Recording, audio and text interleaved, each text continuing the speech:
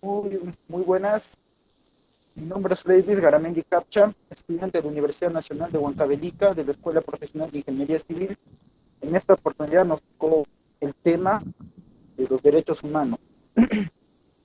Y bueno, comenzamos. ¿Qué son los derechos humanos? Sabemos que los derechos ahí, somos ahí, es la condición que tenemos cada persona, cada ser vivo desde que nace. Vamos por decir ahí, comenzamos ahí desde el momento de la concepción, el derecho a la vida que tenemos. También después ahí vemos que tenemos el derecho a la salud, así, a la educación, cosas así. Pero, ¿cómo pasó? Recordemos un poco de historia. Al comienzo de la humanidad prácticamente no había derechos, ahí existía, como se puede decir, una especie de la ley de la jungla.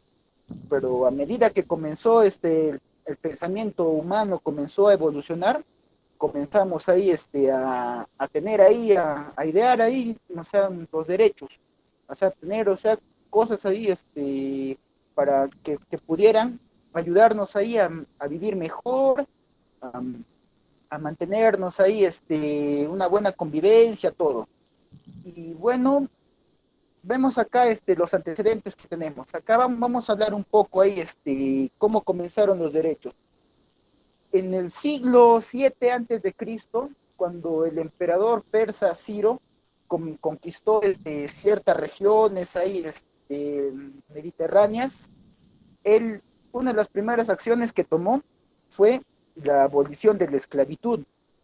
Y prácticamente ahí, con eso ahí, comenzó a generarse ahí, bueno, ciertas maneras, hay ciertas tendencias ahí, prácticamente ya no, el ser humano ya no era netamente ahí como una cosa, como un objeto, ahí como un material, nada. Y a medida de eso comenzó a evolucionar. Recordemos también ahí después de eso, ahí en el derecho romano. En el derecho romano, ahí donde se comienza a reconocer ahí los derechos que tenían cada persona, todo eso ahí, por decir. Y ahí vemos ahí también ahí los códigos que había, por decir, está prohibido matar ciertas cuestiones. Y después de ahí, ya más actual, tenemos acá más los antecedentes que estamos viendo acá, vemos acá, tenemos acá dos ahí y ahí.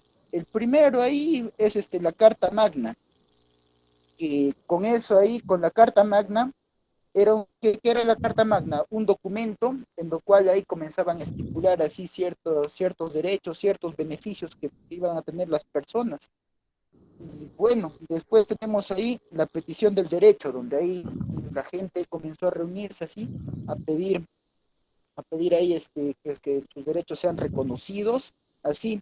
Y después ahí un hecho muy importante de la Constitución de la Proclamación de Independencia de Norteamérica, de Estados Unidos, en lo cual ahí daban derecho a la libertad.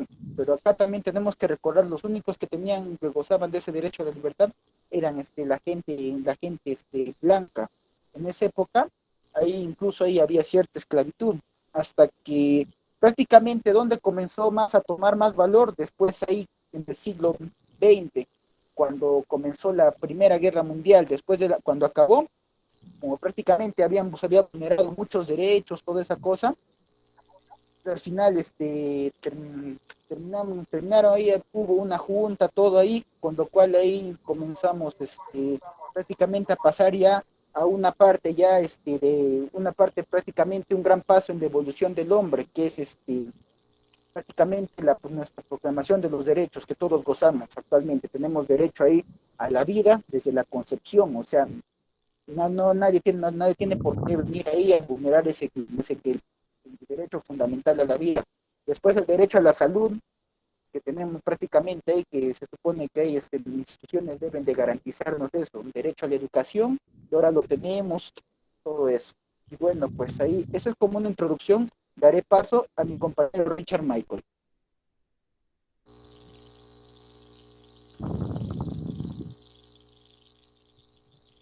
Sí, efectivamente. Buenas noches, ¿se me escucha? Sí, sí, te escucho, compañero. Sigue nomás. Vamos a continuar con la exposición. Mi nombre es Richard Michael Candiotti Orellana y voy a explicar acerca de las características de los derechos humanos, ¿no? Los más fundamentales. Primero, somos inherentes, ¿no? ¿Qué significa inherentes? Los derechos se derivan de la naturaleza del ser humano, ¿no? Universales. ¿Por qué? Porque son comunes a todas las personas en cualquier tiempo y en cualquier lugar. Eso nos pertenece para todos, ¿no? No importa nuestra procedencia, ni el lugar, ¿no? Ni el tiempo, ni la edad tampoco. Incondicionales. Solo están sujetos a los lineamientos y a los procedimientos que determinan los límites de los propios derechos.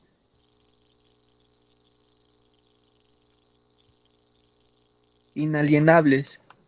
Son derechos que ni la propia persona ni el Estado pueden enajenar o quitar. Eso más adelante vamos a explicar acerca de qué trata. Inviolables. Algo que no se puede romper, ¿no? No pueden ser violentados, pero cuando ello ocurre, el Estado debe asumir las consecuencias en términos de responsabilidad, tanto en el ámbito del derecho interno como en el derecho internacional. Indivisibles. La dignidad humana no es divisible, es absoluta.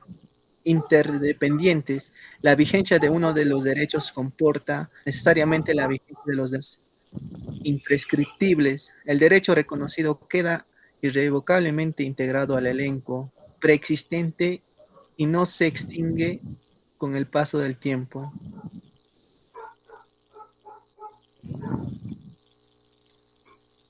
Y ahora sí vamos a explicar más a fondo, ¿no? De lo que estuvimos hablando. Vamos a hablar sobre los derechos fundamentales de la persona y la constitución política del Perú. Como bien sabemos, los derechos humanos es algo que nos representa, ¿no? Algo que tiene que respetarse sí o sí, ¿no? Porque somos humanos, ¿no? Eh, Necesitamos esos derechos. Grupo, subgrupos y derechos específicos. ¿Qué es derechos personalísimos? Personalísimos es algo que, los derechos que nos pertenecen, ¿no? Como por ejemplo a la vida, a la identidad, al nombre, ¿no? A la integridad moral, psíquica y física, a la honra también, igualdad ante la ley, obviamente, ¿no? Y a la nacionalidad.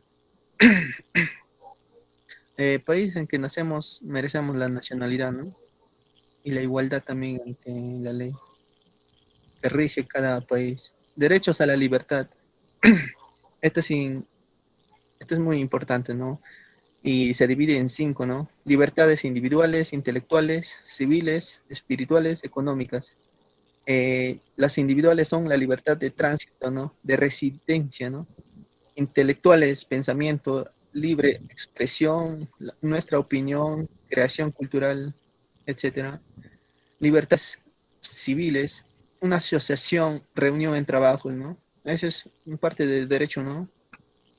Espirituales, conciencia, culto, credo o religión. Económicas, propiedades, herencias, a trabajar libremente con sujeción del Estado, sujeción del Estado. Seguimos, derechos a la seguridad también, ¿no? Se divide en dos, seguridad personal y económica. La personal se trata de la privacidad, de la intimidad, ¿no?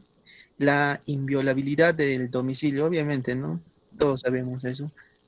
Seguridad económica, derecho a la salud, ¿no? Al trabajo, a la vivienda, seguridad social, son derechos fundamentales, ¿no?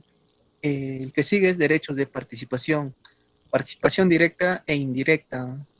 La directa es ser elegido, ¿no? Formar partidos, referéndums, iniciativa legislativa, ¿no? Es en el aspecto política, ¿no? Indirecta es voto en la presentación, ¿no? Saber elegir, ¿no? Derecho al voto también. El siguiente y por último es derechos al debido proceso, ¿no? Simplemente trata sobre el juicio justo e imparcial, ¿no? Presunción de inocencia, derecho a la defensa, a la instancia plural, ¿no? Etcétera.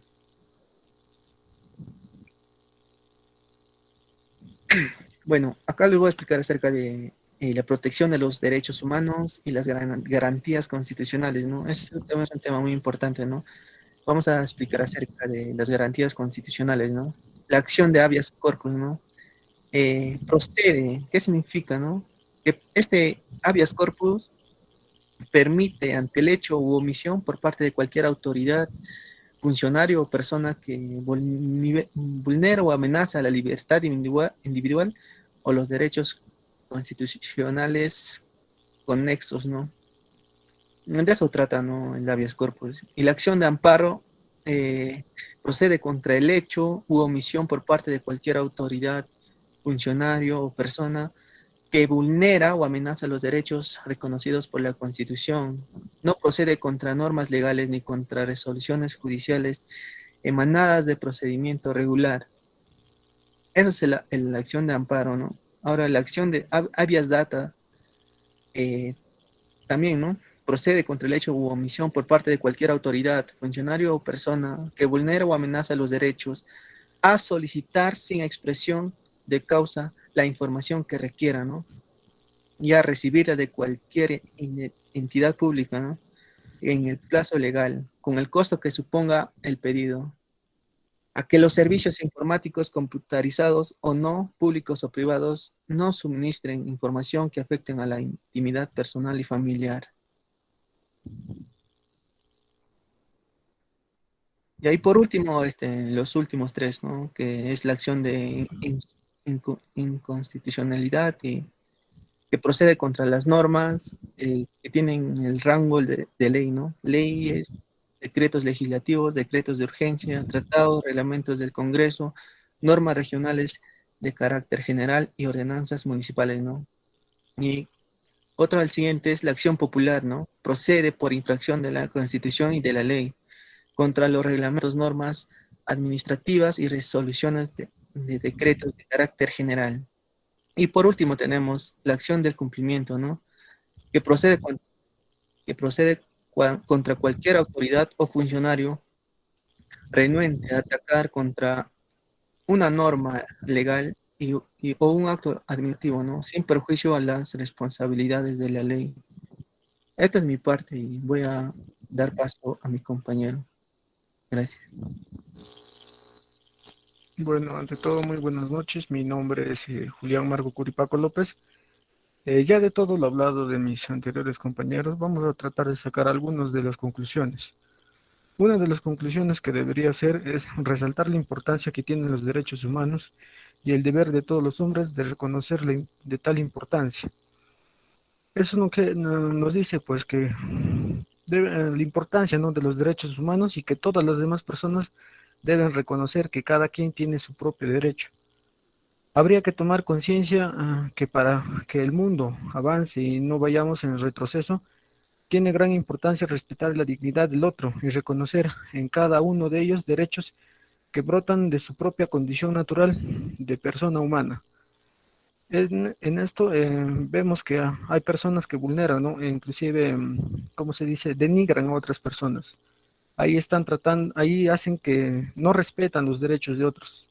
Y eso no debería ser, ¿no? Siempre deberíamos, como personas, respetar los derechos de las demás personas.